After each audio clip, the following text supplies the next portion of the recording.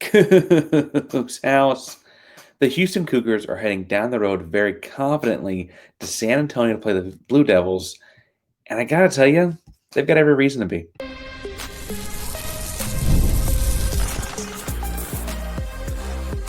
You are Locked On Cougs, your daily podcast on the Houston Cougars, part of the Locked On Podcast Network, your team every day.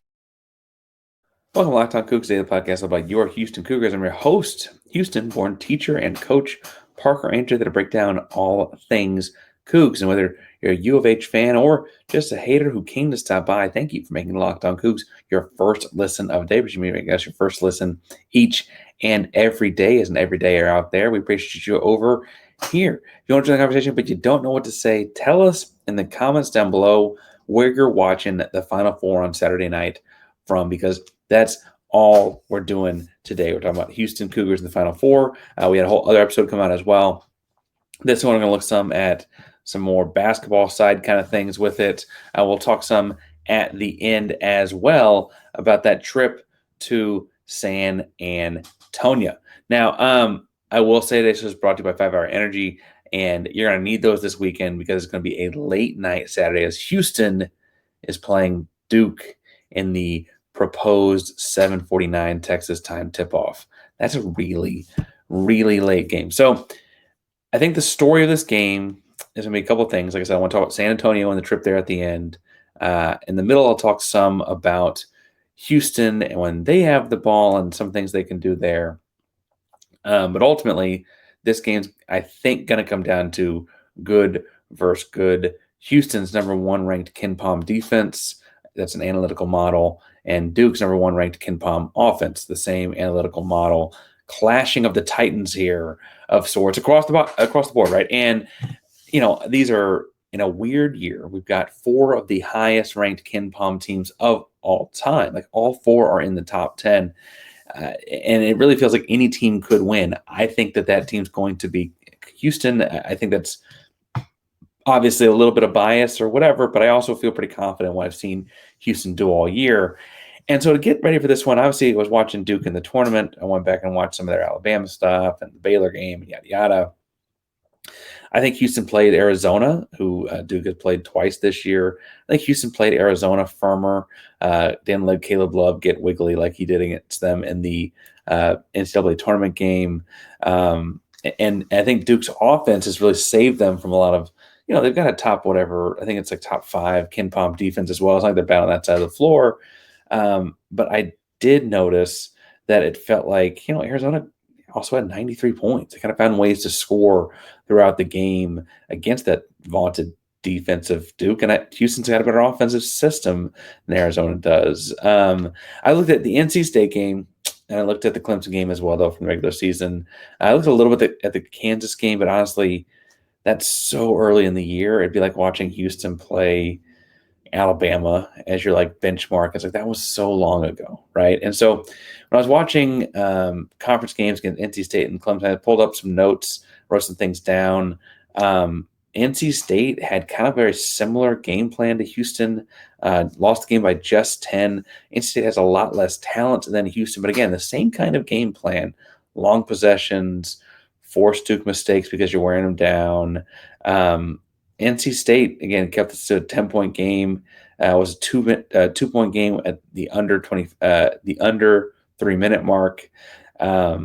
It took it, frankly, a Cooper Flag 28-point outing and 28 free throws from Duke to win that game by 10 points. And so when I look at what happened in that one, I feel like to me that NC State was very physical with Duke. Houston can do that. And NC State spent lots of the shot clock waiting for the right shot. Houston does that. And then also Houston had what looked like to me Duke very uncomfortable. Yes, Duke had jump shots they missed. They sometimes make, but they were visibly like feet weren't quite set all the way, body language wasn't right, etc. They were very, very uncomfortable in that one. And I think Houston can also do all of those things, right?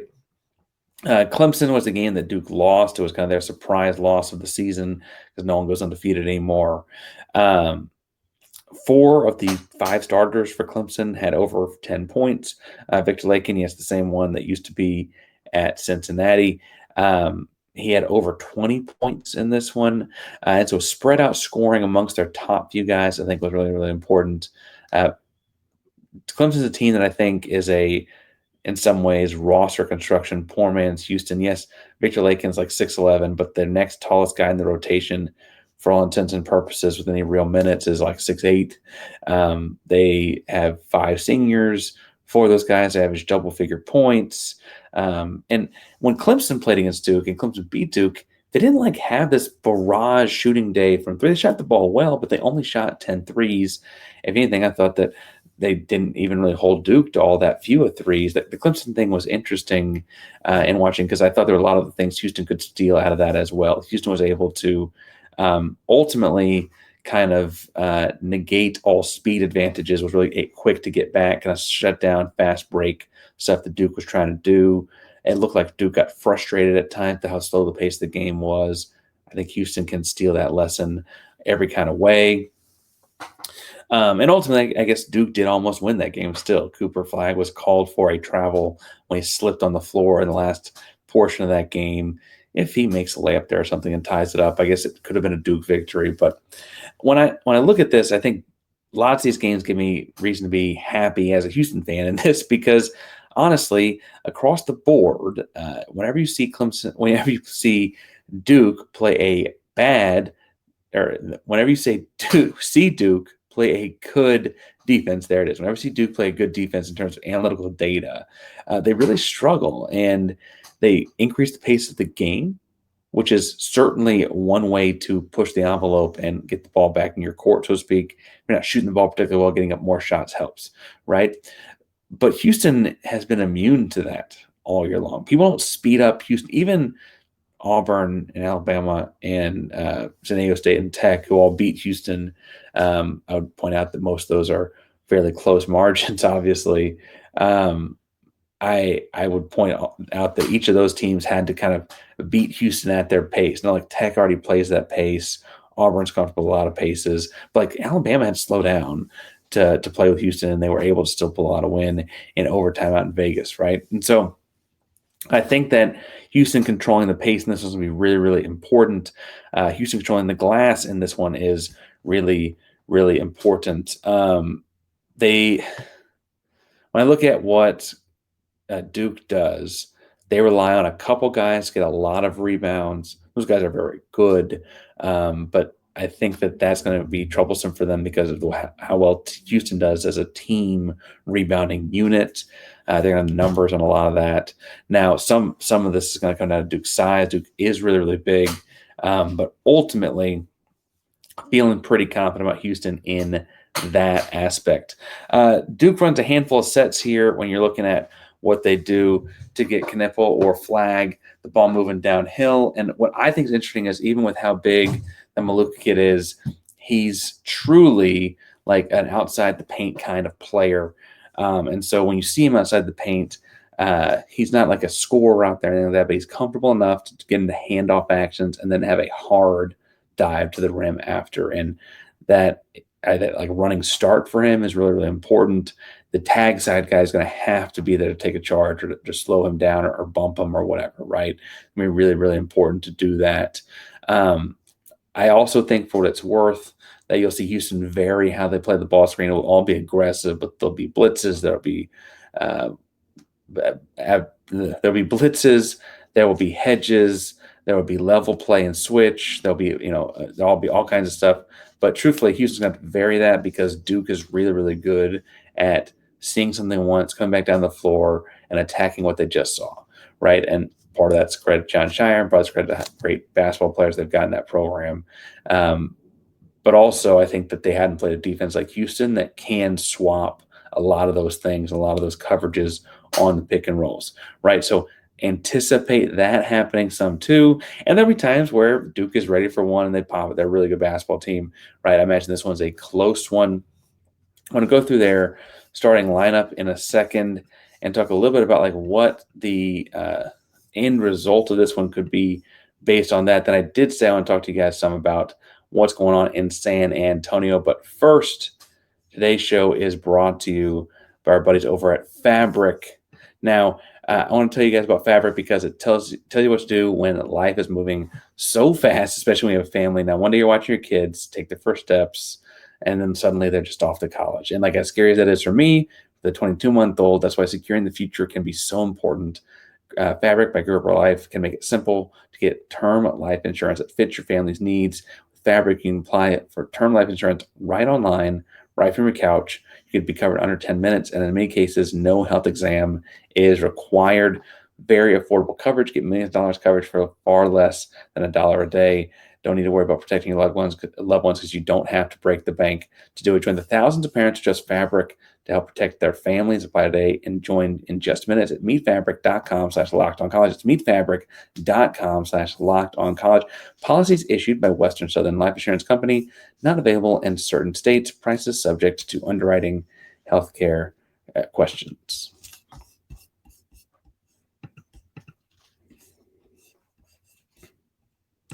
Today's show is also brought to you by Prize Picks. Baseball season starts for Houston. I guess the Astros are technically going, but we're not going to pay attention to that until hopefully Tuesday. Get on the action. Get swinging for the fences today with Prize Picks. Prize Picks, you get to pick more or less, at least 2-player projections.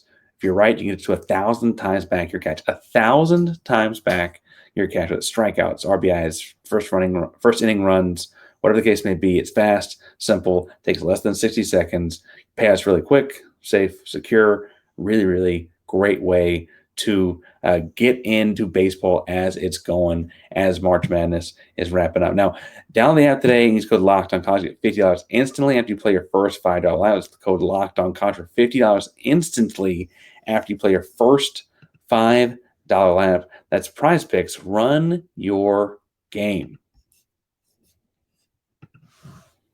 Parker Ainter, the Locked On Cougs. You're talking about Houston and Duke meeting up in the Final Four. Duke is the blue blood of sorts. Houston's been the come on lately of sorts the last decade or so as this thing has been building. And it feels like Houston's got this magical run in them as they're going through like the next evolution of what Houston Cougar basketball is. And the question I always got is, what is Houston going to do with Cooper Flag in this game, right? The matchup there, I think they're going to stick with Jawan Roberts one-on-one in a lot of situations. I know Jawan's not the fastest of foot, and I imagine that's why they're going to double from backside perimeter guys, not big guys. I don't think they're going to monster him, I should say, in the post, quite like they do other post players. I think that's actually where Jawan Roberts has some of his more advantageous kind of skill sets. It's on the perimeter. I imagine they're trying to double him from backside things or get up in his grill instead of switching or whatever, doubling him off of a pick and roll kind of situation when Cooper Flag is the ball handler and get the ball out of his hands, because I think his big advantage is going to be when he's on the perimeter. But I also think that Houston's got an advantage when basically any other guard has the ball on the perimeter in creative kind of instance. I know Concanipple is a lottery type of pick. We've also seen Houston handle lottery type of picks before. I think Concanipple is the Emanuel Sharp matchup. If I'm a guessing person, I think that's frankly a strength and length from Houston versus a height thing for Duke. I trust Emanuel in that one in a lot of one-on-one situations. The wingspan and strength, I think, will help negate some of I think that's a 3-inch height difference. I think that's going to work out for Houston, though. Now, both guys, I think, could have big days scoring the basketball, if I'm being really honest, because the focus on other parts of the teams. So Emanuel might be helping out and cutting off Cooper Flag or whatever and give up Concanipple here and there. They practice, too. They're going to score points. I think this is going to be a close game that comes out Houston's way. For it to be a close game that comes out Houston's way, the other team has to score, right? And so I think that's where Emanuel is going to get pulled off of that. But I think one-on-one situations, Emanuel will be fine there. Concanipple is really good. That's more about my belief in Emanuel, obviously. But that's where I see that happening. The other guard backcourt things, I think you'll see Milo Suzanne on Dice Proctor. Point guard on point guard kind of matchup. And I guess Proctor's not officially their starting point guard, but they kind of have a committee doing that. Still not super confident what they got going on there at the point guard spots, or at least I'm not what they got going on. I think other people are. I don't mean to say that they certainly are, right? But I see what that is a Milos win, if I'm being really honest. I think Milos wins that matchup a lot. He's tough, he's long, he's strong. Both guys shoot the ball really well. Milos shooting the ball in the postseason, Big 12 tournament, and into the late tournament play electrically. And he's shooting almost 60% from behind the arc since the regular season ended. Just unreal. And I think that's a spot where Houston's going to win the matchup as well. We've seen Milos do it a bunch of different ways: scoring, passing, defending, a little bit of all of it. Game-winning layup against Purdue. I think that you'll see him make plays in this one as well. Zion James is a name Houston Cougars are familiar with. He was at Tulane when Houston was in the American. Same guy. Now he's better now than he was then. He also has better pieces around him now than he did then. However, I still think I'm putting LJ Cryer on him, feeling fairly comfortable with it. Cryer's grown into a much better defender at Houston than he ever was at Baylor. And I think it's kind of going to be a chance for him to show that off a little bit. I think that Cryer can be a game-changing kind of force in this one if he just wins that matchup as decisively as like he can. Obviously it's one-game samples and all that. We talk about that all the time with March Madness, but I do think that that's a matchup that works in LJ Cryer's favor. And then obviously means we got Tugler on Maluk. And I feel like, honestly, I feel like that's I'm going to pick JoJo Tugler now because of his activity. And I think that I feel fairly confident in that because we've seen Tugler play against big, athletic, 7'2" guys before. And the height he gives up, it's almost 6 full inches of height he gives up. He makes up for in wingspan. His standing reach is nearly the same. Now, again, the guy that he practices too, he's a great rebounder. I just trust potential defensive player of the year, JoJo Tugler, covering him. I also think that that's going to keep Tugler around the rim a lot because even when Malik is out on the perimeter, after he sets his screen or his handoff, he attacks the rim ferociously. That's going to pull gives Tugler his aiming points when he peels off of help or peels out of a switch, right? He knows where he's running because there's kind of only one way that guy's going to go score. Right, he's going to sprint to the rim. So once you get out of your help situation, you're also sprint to the rim. Now, I will say that where Houston tags rollers on through these different situations will be really important because Duke's got a lot of great shooters. And again, number one offense in KenPom, just like Houston number one defense in KenPom, they're going to be good. But when I see that, I think, okay, well, if I'm going to pull the tag man from the backside, I got to make sure it's personnel matched up all right, where I'm not like leaving someone I can't leave open for even a split second and those kinds of things. I think that Houston's got the speed and length to deal with a lot of that. I think Houston will be okay. It's just going to have to be intentional. I'm really, really happy. I told Mike this in the other episode out today. I'm really, really happy that Houston is playing Duke on Saturday in the Final Four and not Monday in the title game. And I say that because each of these matchups, it's really going to be more of a Houston five fingers making a fist kind of action than any individual finger wagging would be, right? Houston's going to have to do this as a team. And frankly, toughest team wins is the thing Sampson's been preaching for a long, long time. This is going to be one of those things where you're showing that off right now. Team defense is team defense is team defense. Houston's done that part all year long, better than anyone in the country and better than most people that have ever played this game in college. One of the best defenses analytically in the history of college basketball, right? So when I see what Houston's doing, I can go through his matchups again, and we can go up and down and say, okay, LJ Cryer, Zion James, here's what I see. But the difference is going to be how they function together. Those rotations, those help sides, those assignments, swapping coverages, when they adjusting to their adjustments, right? Those kinds of things are the flow of game. It's also a one-game sample. So you can be playing these guys and playing these guys and playing these guys, and suddenly, out of nowhere, Canipple's hitting covered shots from the logo. Like it's a one-game sample. It's got to be hitting, logo covered jumpers. Like that could be a whole different ball game. So you have to change what you're doing so you didn't necessarily even anticipate happening, right? Now, I will also point out when I look at this team, I think that they're a team that played some talented teams at different points of their schedule and had big stretches where they didn't. And Houston, I would argue, had a more challenging schedule throughout the season. I'm not going into strength schedule analytics on that kind of stuff. But when I see like Houston play Arizona was just another Big 12 team to Houston.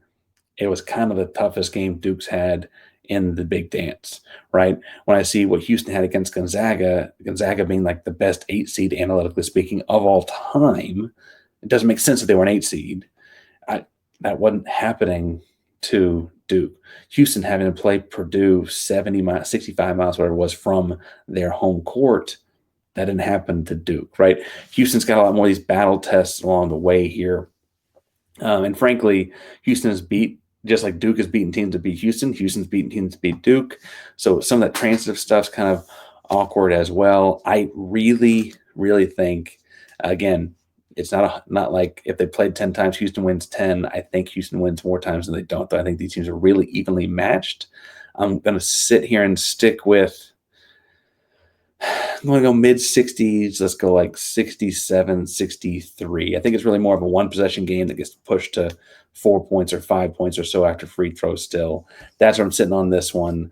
We'll bring in more basketball stuff potentially Saturday morning, although I am getting up and driving down. And so there'll be some of that as well. Shouts to Beer Sports, whatever, for some tickets to the game. Anyway, there'll be some busyness in that, but I want to talk through more basketball stuff. Before we get too far, I mentioned I'm driving down. If you're driving over from the city of Houston to go see this thing in person, cheer on the Cougs, wear some red, you might, well, let's just say you should enjoy the trip. I want to talk through some ways to enjoy the trip as well. We talked a lot about the basketball side of this weekend this week. Before we get too far into enjoying the trip, it's been a long day.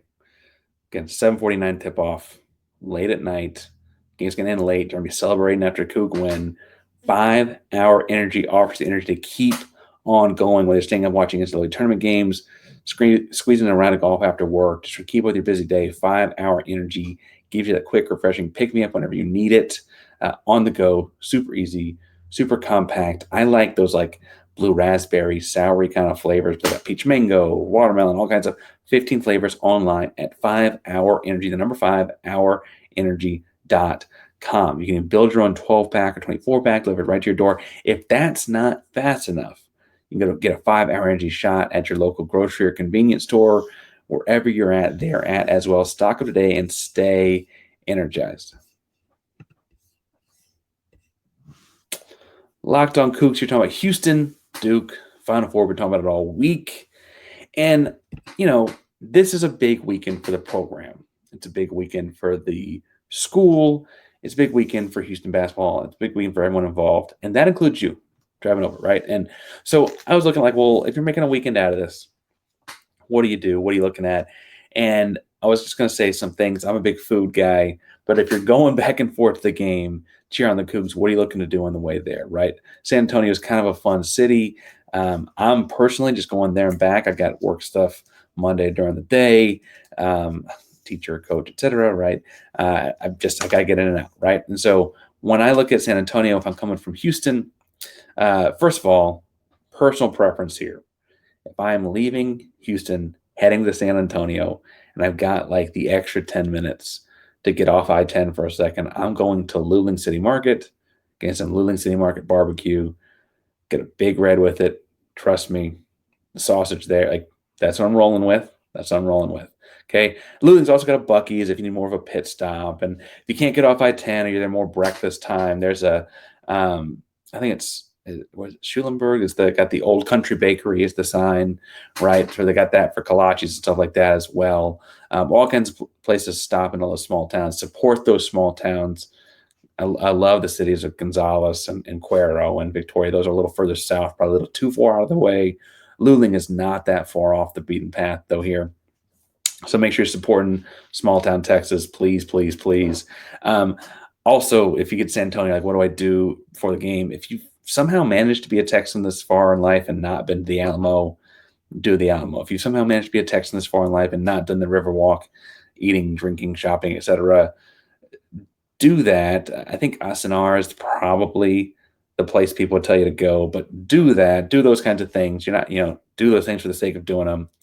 They got a big zoo. The drive-through wildlife ranch is good if you're like not feeling like getting out of your car, the weather's a little gnarly or whatever, I'm going to say a couple things like the Japanese tea gardens. Trust me on that one.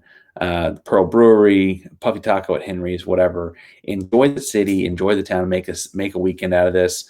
Frankly, part of me is a little jealous because I can from a timing perspective. So I'm going to ask you to do that and tell me what you did at some point.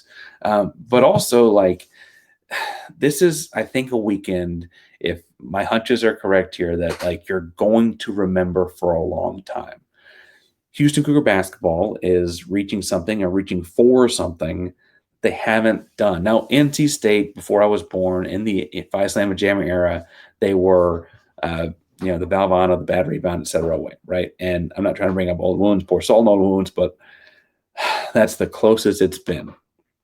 I just have a feeling about this team, this program, et cetera, right?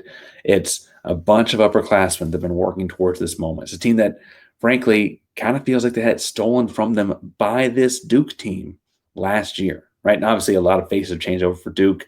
Almost everyone mentions a freshman or transfer, right?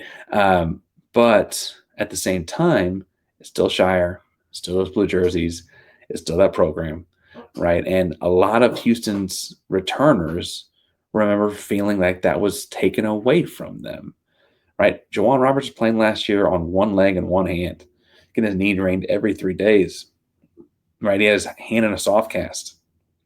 You had Emanuel Sharp playing with ankle injuries. You had Jamal Shed go down that game, so people had to shorten rotations. And you already had Tuckler out with a broken foot and Arsenal out with the Achilles before March Madness even started.